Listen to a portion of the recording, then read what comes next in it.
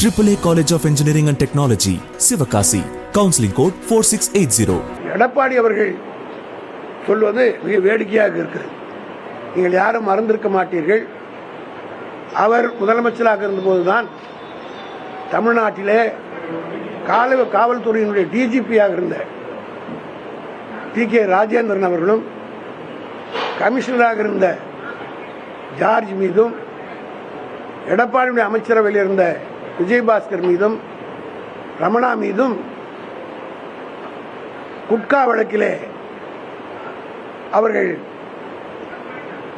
நீதிமன்ற சிபிஐயால் வழக்கு தொடரப்பட்டு யார் யாரிடத்தில் எவ்வளவு லஞ்சம் வாங்கினார் என்பதெல்லாம் பத்திரிகையிலே ஊடகங்களும் வெளிவந்தது. இதையெல்லாம் மக்கள் மறந்து விடுவார்கள் என்ற நோக்கத்தில் இப்போது திசை திருப்புவதற்காக எடப்பாடி இன்றைக்கு ஆர்ப்பாட்டம் நடத்தியிருக்கிறார். எங்கேயாவது திமுக காரர்கள் போதைப் பொருள் விட்டிருக்கிறார்களா, தவறு செய்திருக்கிறார்களோ, யாரோ ஒரு நண்பர் ஒருவர் செய்திருக்கிறார் என்பதற்காக அது கேள்விப்பட்டவுடன் 24 மணி நேரத்துக்குள்ளாக அவர் மீது நடவடிக்கை எடுத்து கட்சி விட்டு நீக்கிவிட்டோம். ஆனால் இதே எடப்பாடி விஜயபாஸ்கர் மீது நடவடிக்கை எடுத்தாரா? ரமணா மீது நடவடிக்கை எடுத்தாரா?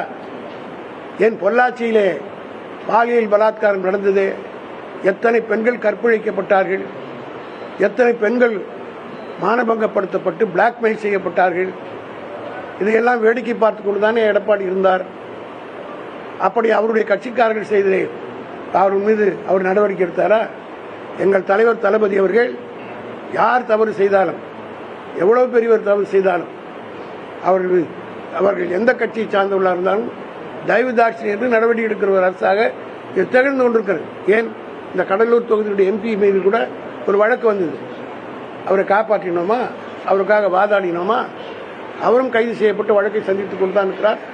ஆக திராவிட முன்னேற்ற கழகத்துடைய ஆட்சி காலத்தில், ஏன் அண்மையிலே கூட எங்களுடைய சட்டமன்ற உறுப்பினருடைய மகள் ஒருவர் மீது சொன்னார்கள், உடனே கைது செய்யப்பட்டு நீதிமன்றத்தால் விடுவிக்கப்பட்டிருக்கிறார், ஜாமீனில் விடுவிக்கப்பட்டிருக்கிறார். கடலூரில் செய்தியாளர்களை சந்தித்த திமுக அமைப்பு செயலாளர் RS பாரதி, எடப்பாடி பழனிசாமி முதலமைச்சராக இருந்தபோது அப்போதைய அமைச்சர்கள் குட்கா வழக்கில் சிக்கியதை யாராலும் மறக்க முடியாது என்று குறிப்பிட்டு மேலும் பல்வேறு குற்றச்சாட்டுகளை முன்வைத்து பேசினார். விவரங்களை பின்னர் வரும் செய்திகளில் விரிவாக பார்க்கலாம்.